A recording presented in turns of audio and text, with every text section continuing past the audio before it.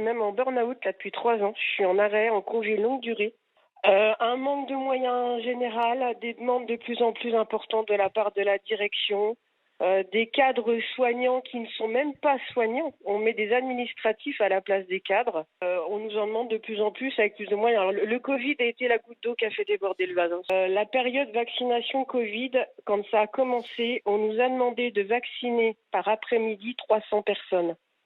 De 13 heures à 18 heures. 300 personnes qui devaient passer au sein de l'hôpital pour la vaccination.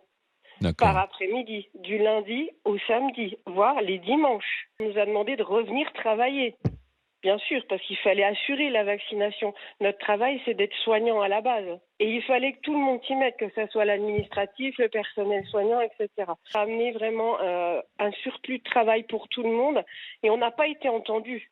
Que ça soit par M. Véran, que ça soit par M. Braun, que ça soit par n'importe quel ministre. Vous n'avez pas eu d'embauche supplémentaire autour de vous, Séverine? Parce que pourtant, il y a eu le plan hôpital, les ministres disent il y a eu des augmentations de salaire, il y a eu des embauches. On a eu la prime Covid.